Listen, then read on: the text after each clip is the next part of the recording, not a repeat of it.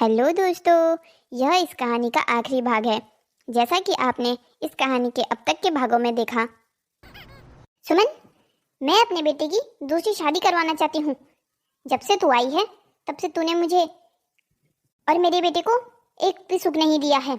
एक पोता देने को कहा था तुझे, चार चार पोतियां दे दी और इन चार पोतियों को मेरे सर पर आके बिठा दिया।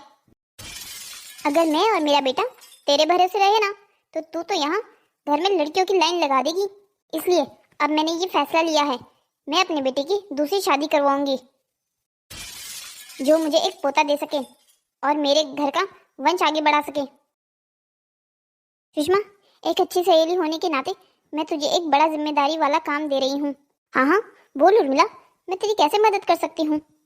तुझे मेरे लिए एक सुंदर सुशील और हाँ अच्छी लड़की ढूंढ के लानी होगी जिसके कोई आगे पीछे देखने वाला ना हो। पर तुझे ऐसी लड़की की क्या जरूरत पड़ गई? मुझे जल्द से जल्द राजेश की दूसरी शादी करवानी है। मुझे अपने परिवार का वंश खत्म होता हुआ दिख रहा है। पहली बहू ने तो 4 बेटियां जन के मेरे सर पर बैठा दी। इन बेटियों से तो वंश आगे बढ़ेगा नहीं ना। उसके लिए तो हमारे परिवार को बेटी की ही जरूरत है। इस बहू से तो हो पाया नहीं, इसलिए ही मैं अपने बेटे की दूसरी शादी करवाना चाहती हूँ। अच्छा ठीक है, मैं अपनी तरफ से पूरी कोशिश करूंगी तेरे लिए एक अच्छी बहू ढूंढ के लाने की। अच्छा तू मुझे ये तो बता, तेरा बेटा दूसरी शादी करने के लिए तैयार है भी? उसे मैं मना लूंगी, वो मुझे ना नहीं कह सकता।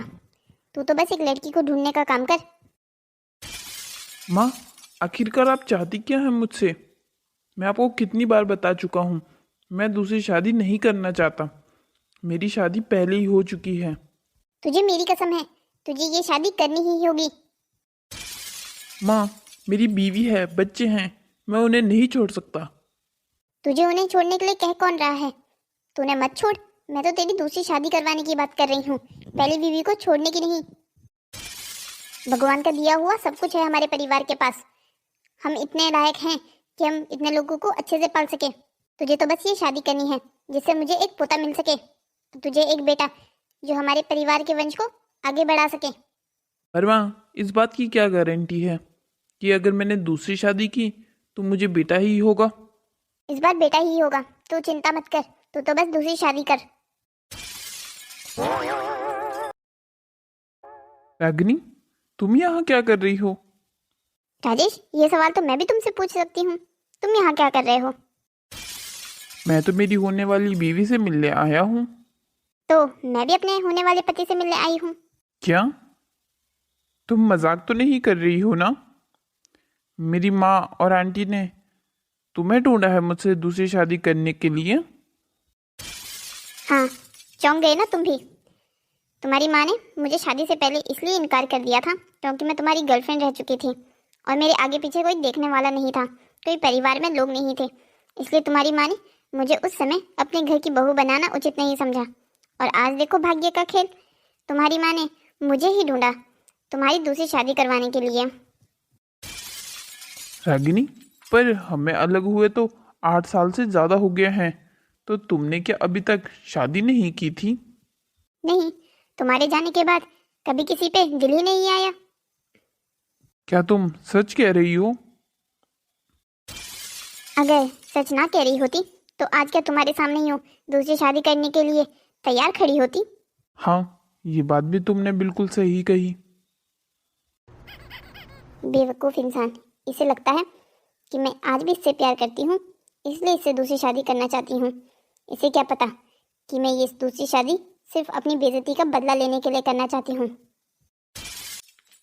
रागिनी बेटा, मैं बता नहीं सकती कि मुझे कितनी खुशी हो रही है तुम्हें अपने घर की बहू बनाकर। अब देखना, तुम राजेश की जिंदगी में आ गई हो ना, तो उसकी जिंदगी खुशियों से भर जाएगी।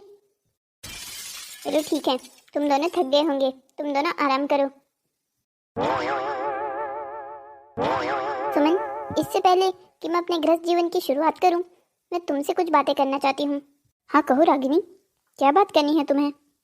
देखो सुमन, मैं ये अच्छे से जानती हूँ कि अपने पति की जिंदगी में दूसरी औरत को देखना किसी भी औरत के लिए बहुत दुख की बात होती है, और वो भी तब जब वो दूसरी औरत उसके पति का पहला प्यार हो। नहीं रागिनी, तुम अपने मन में ऐसी कोई बात नहीं लाओ। जब तुमने पहला कदम इस घर की दहलीज पर रखा था मेरे मन ने, और मैंने तुम्हें तभी स्वीकार कर लिया था।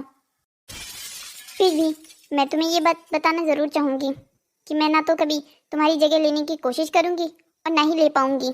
इसलिए तुम अपने मन में मेरे प्रति कोई बेइज्जती की भावना मत रखना।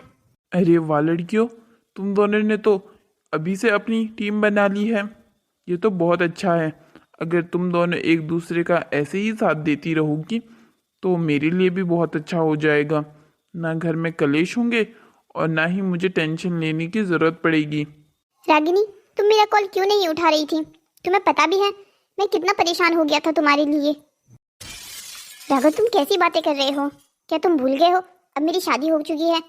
उस घर में कितना लोग हैं, उन सबके सामने मैं तुमसे कैसे बात करती और क्या कहती कि जिस लड़की का इस दुनिया में कोई नहीं है वो किससे बात कर रही है? रागिनी, तुम शायद भूल रही हो वो तुम्हारा नकली ससुराल है और ये शादी भी नकली है। तुम वहाँ सिर्फ अपना बदला लेने गई हो, जो बदला तुम्हें इतने सालों में लेना था। अपना बदला लेते लेते तुम कहीं मुझे मत भूल जाना। राघव, ये तुम कैसी बात कर रहे हो? मैं पूरी दुनिया को भूल सकती हूँ पर तुम्हें नहीं। तुम पूरी दुनिया में एक लौते इंसान हो जिसे मैं सबसे ज़्यादा प्यार करती हूँ। तुमने हर दुख हर सुख में मेरा साथ दिया है। तुम मेरे तब काम आए थे जब पूरी दुनिया ने मुझे ठुकरा दिया था। मैं मर सकती हूँ पर तुम्हें भूल नहीं सकती। तुम जानते हो ना कि मैं ज़िंदगी में तब तक आगे नहीं बढ़ पाऊंगी जब तक मैं अपना बदला पूरा ना कर सकूं उस उर्मिला देवी और राजेश से। रागिनी, वो सब तो ठीक है पर तुम्हारे बदले के चक्कर में उस घर में सुमन भी तो है, वो भी तो पिस रही है। और उसकी बेटियों का क्या दोष है?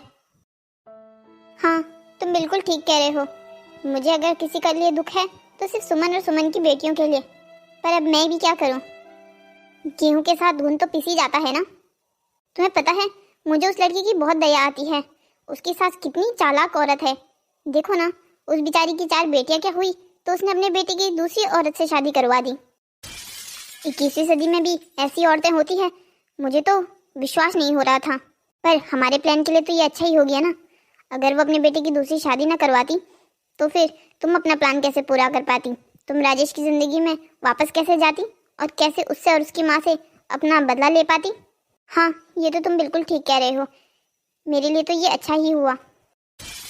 अच्छा रागिनी, तुम मुझे ये बताओ तुम अब आगे क्या करने वाली हो? क्योंकि मुझे ये बात अभी पता होनी चाहिए कि तुम्हें अपने काम को करने में कितना समय लगेगा, क्योंकि मैं तुम्हें ज़्यादा दिन उस घर में रहने नहीं दे सकता। इस बात का क्या मतलब है? क्या मैं ये समझूं कि मुझे राजेश के घर में देखकर मेरे बॉयफ्रेंड राघव को जलन हो रही है? तुम्हें जो समझना है तुम समझ सकती हो। तुम मुझे बस ये बताओ तुम्हारा आगे का प्लान क्या है? प्लान तो एक एक करके सबको सबक सिखाना है। तुम चिंता मत करो, मैं 1 हफ्ते में सबको ज़मीन पर लेके आ जाऊंगी। इसका मतलब मैं ये समझूं कि तुम्हारा 1 हफ्ते में अपने बदले पूरा करने का प्लान है? हाँ, तुम बस मेरे लिए 1 हफ्ता दो। 1 हफ्ते में इनके घर को तहस नहस नहीं कर दिया ना मैंने, तो मेरा नाम रागिनी नहीं। बहुत अच्छी, मुझे तुमसे यही उम्मीद थी। चलो ठीक है, अब मैं घर जाती हूँ। मेरा यूं घर से बाहर रहना ज़्यादा देर अच्छा नहीं है, वरना वो उर्मिला देवी ज़्यादा सवाल पूछने लग जाएगी मुझसे। हे भगवान, इस लड़की का साथ देना आप। अब आगे की कहानी। रागिनी बहू, मुझे तुमसे कुछ बात करनी है। हाँ मम्मी जी, कहिए, क्या बात करनी है आपको मुझसे? बहू, मैं ये कह रही थी तुम्हें नौकरी करने की क्या ज़रूरत है? तुम दोनों हाथों से भी उड़ाओगी ना तो भी नहीं खत्म होगा तुम्हारे पति का पैसा। माँ जी, पर मैं ये नौकरी क्या सिर्फ पैसों के लिए करती हूँ?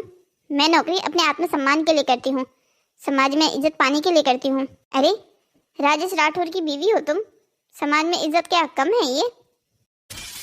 हाँ माँ जी, बिल्कुल, उस राजेश राठौर की बीवी जिसकी पहली बीवी की बेटियां होने के कारण उसकी माँ ने उसकी दूसरी शादी करवा दी। बहू, तुम ये क्या कह रही हो?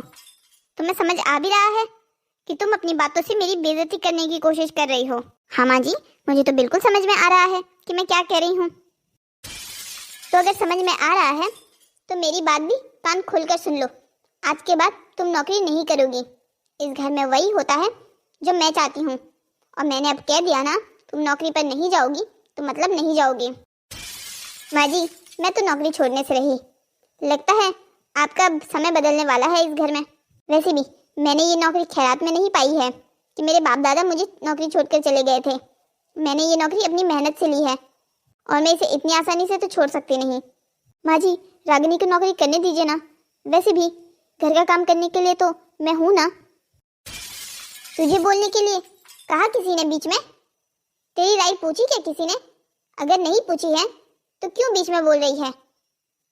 इसके आने पर तेरी जुबान भी ज्यादा चलने लग गई है। ज्यादा उड़ मत, शायद भूल रही है तुझे इस घर में किसका राज चलता है। माँ जी, जरा आवाज को कम रखिए। वो क्या है ना, इस उम्र में गले की नसें फटने का ज्यादा खतरा रहता है। रागिनी, तू ये मुझसे किस तरीके से बात कर रही है? जब तक तो तेरी राजेश से शादी नहीं हुई थी तब तक तो मेरी हर बात सर झुका के मान लिया करती थी। जैसे ही शादी हुई तूने अपने रंग दिखाने शुरू कर दिए ना। प्यारी मम्मी जी, मैं तो पहले से ही ऐसी थी। अब आपको मेरा ये बदला हुआ रूप कैसे नजर आ रहा है मैं नहीं समझ पा रही हूँ। वैसे भी बहुत टाइम वेस्ट कर दिया आपने मेरा। मुझे बहुत काम है, आपकी तरह फालतू तो मैं हूँ नहीं। सुमन, चलो यहाँ से, तुम्हें भी कुछ काम था ना। वैसे भी मम्मी जी थक गई हैं चिल्ला चिल्ला के, अब उन्हें आराम जो करना होगा। अभी इसे शादी करके एक दिन हुआ नहीं और इसने अपने असली रूप दिखाना शुरू कर दिया। हे भगवान, इसे अपनी घर की बहू बनाकर मैंने कहीं अपने ही पैर में कुल्हाड़ी तो नहीं मार ली है ना। सुषमा से बात करती हूँ, वही थी ना जिसने इसे मेरे घर की बहू बनाने के लिए लाया था। अरे उर्मिला, क्या बात है? ये सुबह सुबह मेरे घर कैसे आना हुआ तेरा? और इतना गुस्से में क्यों लग रही है? घर में कुछ हुआ है क्या? सुषमा, क्या कहूँ तुझसे, दूसरी बहू लाकर तो मैंने अपने ही पैरों में कुल्हाड़ी मार दी है। अरे ऐसा भी क्या हो गया है? इतनी गुस्से में क्यों लग रही है तू? पूरी बात बता मुझे। जैसा कि तू अच्छे से जानती है कि मैं ये दूसरी बहू सिर्फ इसलिए लेके आई थी ताकि ये मुझे पोता दे सके जो पहली बहू ना दे सकी। तो मैंने सोचा कि अगर ये नौकरी पर ही अपना सारा ध्यान देगी तो फिर बच्चे कब पैदा करेगी। इसलिए आज सुबह मैंने उसे कह दिया कि बहू, तुझे नौकरी करने की जरूरत नहीं है। वैसे भी राजेश इतना कमाता है, भगवान की दुआ से दोनों हाथों से भी उड़ाएगी ना तो भी खर्च नहीं कर पाएगी। हाँ तो ये तो अच्छी बात है ना, इसमें क्या झगड़ा हो गया? वही तो, मैंने तो उसके भले की ही बात करी थी, पर तू सोच नहीं सकती उसने मुझे क्या जवाब दिया है उल्टा। अरे ऐसा भी क्या बोल दिया है उसने तुझे? उसने मुझे मुंह पर साफ साफ मना कर दिया कि वो नौकरी नहीं छोड़ेगी। उसने तो ये तक कह दिया कि उसके बाप दादा छोड़कर नहीं गए थे ये नौकरी उसके लिए, उसने खुद के मेहनत से कमाई है। सीधा सीधा ताना मेरे बेटे के लिए मार रही थी कि राजेश को जो सब कुछ मिला है वो उसके बाप दादा की कमाई है, उसमें उसकी खुद की मेहनत कुछ नहीं है। क्या उसने सच में ये सब कुछ कहा? सुषमा, ये तो कुछ नहीं है, उसने तो मुझे क्या कुछ नहीं कहा। मुझे लग रहा है मैंने ये दूसरी बहू लाकर अपने लिए आफत कर दी है। तू ही ढूंढ के लाई थी ना मुझे ये आफत। अब तू ही बता मैं आगे क्या करूं। अच्छा, अब जब बहू खराब निकली तो तू इसका इल्जाम भी मुझ पर डाल रही है। मैंने कहा था एक दिन में बहू ढूंढ के लाने को, तूने ही मुझे इतनी हड़बड़ी में बहू ढूंढ को लाने को कहा था। मुझे लगता है ये हमारी जिंदगी में कोई ना कोई मकसद से आई है, वरना ऐसे कैसे हो सकता है? 8 साल पहले छोड़ी गई राजेश की लड़की आज फिर से उससे शादी करने के लिए तैयार थी। तो ये बात तो मैंने तुझे शादी से पहले भी कही थी ना कि मुझे ये बात खटक रही है कि राजेश की ऐसे छोड़ी गई लड़की 8 साल तक उसका इंतजार करके अब फिर से उससे शादी करना चाह रही है। मुझे दाल में तो तभी काला लग गया था, पर नहीं, तूने मुझे याद है ना उल्टे में क्या कहा था कि वो मेरे बेटे से सच्चा प्यार करती है, इसलिए वो उससे ही शादी करना चाहती है। अरे तो मुझे तो सच में ही ऐसा लगा था कि मेरे बेटे से प्यार करती होगी, तभी तो 8 साल के बाद भी वापस राजेश से शादी करने के लिए तैयार हो रही है। मुझे क्या पता था कि इसके ऐसे तेवर निकालेगी बाद में ये। उर्मिला, ये तो अभी शुरुआत है, भगवान करे इससे आगे कुछ ना हो। इस रागिनी ने तो पहली वाली सुमन के मुंह में भी जबान ला दी है। जिस लड़की का मेरे सामने मुंह नहीं खुलता था वो भी अब मेरे सामने इतनी लंबी जुबान निकाल के बैठ गई है, उल्टे जवाब देने लग गई है वो भी मुझे अब। तो तू अब आगे क्या करने वाली है? इतनी कच्ची गोलियां तो इस उर्मिला देवी ने भी नहीं खेली है। जब मैं राजेश की जिंदगी से इसे पहले निकाल सकती हूँ तो आज भी मैं इतनी ताकत तो रखती हूँ कि इसे अब भी राजेश की जिंदगी में निकालने में पल भर का समय नहीं लगाऊंगी। उर्मिला, शायद तू भूल रही है, 8-9 साल पहले वो 19-20 साल की एक छोटी लड़की थी जिसे तूने हाथ पकड़कर अपने घर से धक्के मारकर बाहर निकाल दिया था। अब तू अगर दोबारा ऐसी गलती करने जाएगी ना तो इस बार तुझे बहुत भारी पड़ेगा। इसलिए मैं तो पहले ही कहती हूँ, जो भी कुछ करेगी सोच समझ के करना। मैं अच्छे से जानती हूँ मुझे क्या करना है। इसको तो 2 दिन में अगर मैंने लाइन में लाया नहीं तो मेरा नाम भी उर्मिला नहीं। ठीक है, मैं तुझसे बाद में बात करती हूँ। हे भगवान, अब ये औरत आगे क्या करने वाली है। कभी कभी तो मुझे इससे ही सबसे ज्यादा डर लगता है। रागिनी, तुम कहाँ चली गई थी? मैं तुम्हारा कब से इंतजार कर रही थी। तुम्हें पता है माँ जी भी तुम्हें ढूंढ रही थी और वो बहुत गुस्से में है। क्यों, क्या हो गया है? अब मैंने ऐसा क्या कर दिया है? मुझे तो ऐसा कुछ नहीं याद कि मैंने ऐसी कोई गलती हो जिस पर उन्हें गुस्सा आ जाए। पता नहीं, ये तो मुझे भी नहीं पता, पर उन्हें गुस्से में तो देखा था मैंने। मैं तुम्हें कहती हूँ, अगर वो गुस्से में तुम्हें कुछ कह भी दे तो प्लीज़ तुम उल्टा जवाब मत देना। सुमन, तुम भी ना, तुम्हें इतना डरने की कोई ज़रूरत नहीं है। वैसे भी जब वो गुस्सा मुझसे है तो फिर तुम्हें थोड़ी कुछ कहेगी। वो माँ जी हैं, उनका कोई भरोसा नहीं है। तुम अभी उन्हें अच्छे तरीके से जानती नहीं हो। जब उन्हें गुस्सा आता है ना तो फिर वो किसी को नहीं छोड़ती। और वैसे भी मैं तो उनका पुराना पंचिंग बैग हूँ। माँ जी, क्या बात है? सुमन कह रही थी कि आप मुझे ढूंढ रही थी। क्या हुआ? कुछ काम था क्या आपको मुझसे? इतने देर से कहाँ थी तुम? कब से मैं तुम्हारा इंतजार कर रही हूँ। कहाँ गई थी और ऐसा भी क्या काम कर रही थी जो इतना देर लग गई? माँ जी, मैं अपने कुछ काम से बाहर गई थी। अब क्या मुझे घर से बाहर जाने के लिए भी आपकी परमिशन की जरूरत पड़ेगी? हाँ, तुम्हें इस घर से बाहर जाने के लिए मुझसे पूछना चाहिए। आखिरकार मैं इस घर की बड़ी जो हूँ। माँ जी, मैं कोई छोटी बच्ची तो हूँ नहीं जो घर से बाहर जाने के लिए आपकी परमिशन लूँगी। वैसे भी मुझे नहीं लगता कि मुझे घर से बाहर जाने के लिए किसी चीज़ की परमिशन की ज़रूरत है। रागिनी, तुम्हें नहीं लगता तुम बहुत बदतमीज़ होती जा रही हो? नहीं माँ जी, मुझे तो नहीं लगता है। अब आपको ऐसा लगता है, उसमें मैं कुछ नहीं कर सकती। सुमन, ये बैग हॉल में क्या कर रहा है? ये बीच आधे रास्ते में क्यों रखा है तुमने? माँ जी, पर ये बैग मेरा नहीं है। ये तो अभी रागिनी बाहर से लेके आई है। पर कोई बात नहीं, मैं अभी अंदर रख देती हूँ। रागिनी, तुम ये बैग कहाँ लेके गई थी? माँ जी, अब जब आपने पूछ लिया है तो मैं आपसे झूठ नहीं कहूँगी। इस बैग में ढेर सारे पैसे हैं। क्या? ढेर सारे पैसे? ये पैसे कहाँ से आए? और तुम इतने सारे पैसे बाहर से कहाँ से लेके आ रही हो? पहले मेरी पूरी बात सुन तो लीजिए। ये पैसे मैंने सारा शादी में मिला हुआ सोना बेच कर लिए हैं। तुम्हें समझ आ भी रही है तुम ये क्या कह रही हो? तुम्हें शादी में जितना भी सोना दिया था हमने, तुमने वो सारा बेच दिया?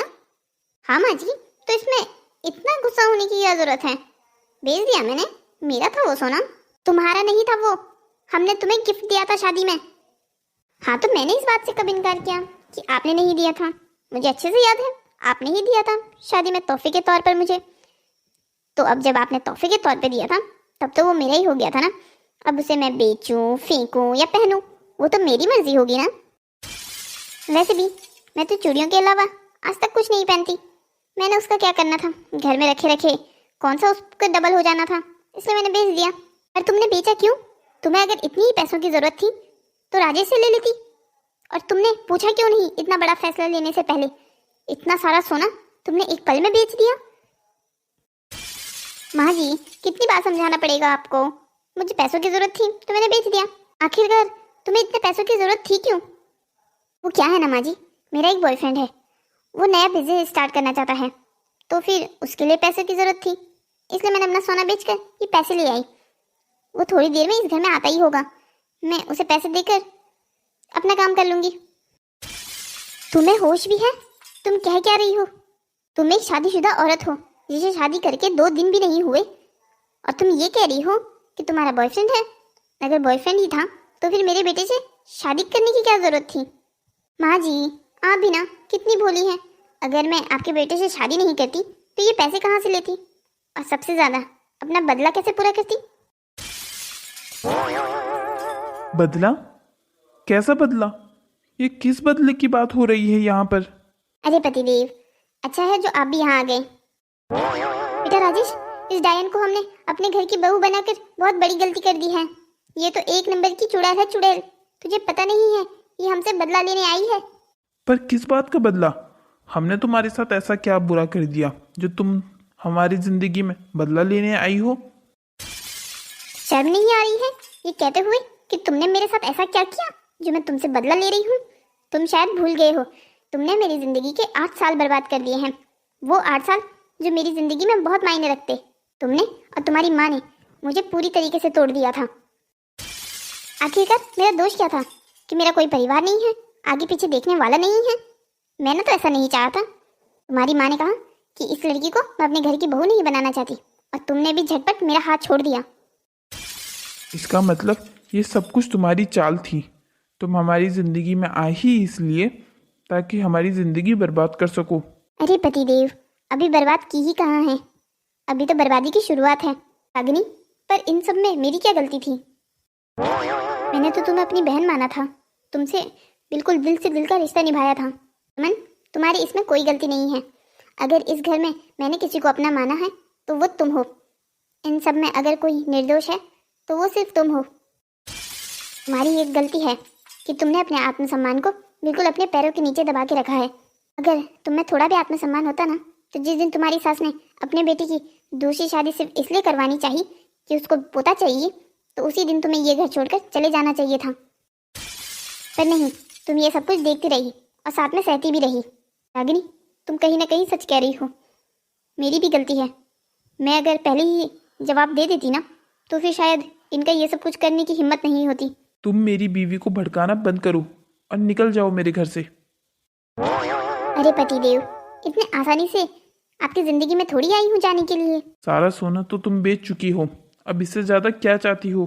अरे आप ये क्या कह रहे हैं? आपके पास पैसों की कमी थोड़ी है। आपकी ही माँ ने कहा था कि अगर मैं दोनों हाथों से भी उड़ाऊं तो भी आपके पास इतना पैसा है कि वो खत्म नहीं होगा। अभी तो मैं आपसे डिवोर्स लूंगी। डिवोर्स की एलिमनी में आपकी आधी से ज़्यादा प्रॉपर्टी हड़पूंगी। अभी तो बहुत काम बाकी है मुझे। सुमन देखो, मैंने मान लिया कि मैंने जो तुम्हारे साथ किया था वो गलत था। तुम मुझे अब माफ़ कर दो। अगर तुम्हें अपने बॉयफ्रेंड के पास वापस जाना ही है तो तुम चली जाओ, पर अब ये डिवोर्स का नाटक करके मुझे बर्बाद मत करो। हे पतिदेव, क्या हो गया है आपको? अभी इतनी जल्दी कहाँ माफ़ी मांग रहे हो? अभी तो बहुत कुछ करना बाकी है मेरा आपके साथ। अभी तो आपको कोर्ट के चक्कर कटवाना बाकी है। डिवोर्स के साथ आप पे केस भी तो फाइल करना है। केस? कैसा केस? किस केस की बात कर रही हो? पहली बीवी होते हुए आपने मुझसे दूसरी शादी की है। कितना बड़ा अपराध है, आपको नहीं पता था क्या? इसका केस तो बनता ही है आप पे। तो इसमें तो तुम भी फंसोगी ना। आखिरकार तुम्हें भी तो ये बात पता थी कि मेरे बेटे की पहले ही एक शादी हो चुकी है। पर माँ जी, ये बात तो मुझे पता है कि आपको पता है कि मुझे ये बात पता थी कि राजेश जी की पहले शादी हो चुकी है, पर कोर्ट को तो नहीं पता ना। मैं तो वहाँ झूठ कह दूंगी कि मुझे नहीं पता था और आपके बेटे ने मुझसे धोखे से शादी की है। आखिरकार तुम मुझसे चाहती क्या हो? फिलहाल तो डिवोर्स और आधे से ज़्यादा प्रॉपर्टी। रागिनी, मैं सोच भी नहीं सकता कि तुम मेरे साथ ऐसा कर रही हो। कोई बात नहीं, सोच नहीं सकते तो देख लो, मैं तो तुम्हारे साथ ऐसा ही कर रही हूँ। सुमन, मैं तो तुम्हें भी समझा रही हूँ, इस आदमी के साथ रहने में कोई फ़ायदा नहीं है। अगर तुम्हें भी डिवोर्स चाहिए तो मुझसे कहना, मैं तुम्हारी डिवोर्स करने में मदद कर दूंगी। तुम और तुम्हारी बेटियों को एक आत्मसम्मान की ज़िंदगी की ज़रूरत है, ना कि ऐसे परिवार की जिसमें तुम्हारी कोई इज्जत ना हो। मैंने तुम्हें अपनी बहन माना है और दिल से माना है। तुम्हें कभी भी मेरी ज़रूरत हो तो बस एक कॉल कर देना, मैं तुम्हारे लिए हमेशा हाजिर रहूँगी। अच्छा पतिदेव, अब कोर्ट में मुलाकात होती है आपसे। चलो ठीक है सासू माँ, जाती हूँ मैं। प्रणाम। सुमन, तुम्हें इस औरत की बातों में आने की कोई ज़रूरत नहीं है। ये तो पागल है, पागल। कल तक तो वो आपके लिए दुनिया की सबसे अच्छी औरत थी। एक ऐसी औरत थी जिसने 8 साल आपका इंतज़ार किया। तब मुझे इसका असली रूप थोड़ी पता था। उसके रूप के बारे में तो पता नहीं, पर हाँ इतना ज़रूर जानती हूँ, उसने आपका और माँ जी का असली रूप मुझे ज़रूर दिखा दिया। मेरी आंखें ज़रूर खोल दी। बहू, लगता है तू भी उसके बहकावे में आ गई है। माँ जी, मैं किसी के बहकावे में नहीं आई हूँ, पर हाँ इतना पता चल गया है कि मैंने सही में अपने आत्मसम्मान को अपने ही जूती के नीचे दबा के रखा है। राजेश जी, माँ जी, मुझे माफ़ कर दीजिएगा, पर अब मैं भी आप लोगों के साथ नहीं दे सकती। चिंता मत कीजिए, मैं रागिनी की तरह आप लोगों से कुछ नहीं लूँगी, बस सीधा साधा डिवोर्स के कागज़ भेज दूँगी, उस पर साइन कर दीजिएगा। मुझे आपके और आपके परिवार से कुछ नहीं चाहिए, ना ही आपकी दौलत, ना ही शोहरत। मेरे माँ बाप मुझे ज़िंदगी भर बिठाकर भी खिलाएंगे ना, तो भी उन्हें कोई आपत्ति नहीं होगी। बस उनकी बेटी उनके घर में कम से कम अपने आत्मसम्मान के साथ तो जी पाएगी। इस रागिनी नाम के भूचाल ने तो हमारे पूरे घर को तबाह करके रख दिया। अम्मी, आप ये कह रही हैं मेरे साथ जो भी कुछ हुआ है मैं तो इसका जिम्मेदार सिर्फ आपको ठहराता हूँ। आपने पहले मुझे रागिनी से शादी नहीं करने दी क्योंकि उसके आगे पीछे कोई देखने वाला नहीं था, वो बड़े परिवार से नहीं थी। फिर आपने मेरी शादी सुमन से करवाई, उससे जब 4 बेटियां हुई तो आपको पोते की ख्वाहिश जागी क्योंकि आपको परिवार जो आगे बढ़ाना था। फिर आपने मेरे लिए दूसरी लड़की ढूंढ कर लाई, वो भी रागिनी ही। मेरी जिंदगी रागिनी ने नहीं, खुद की माँ ने ही बर्बाद की है मेरे। बेटा तो ये क्या कह रहा है?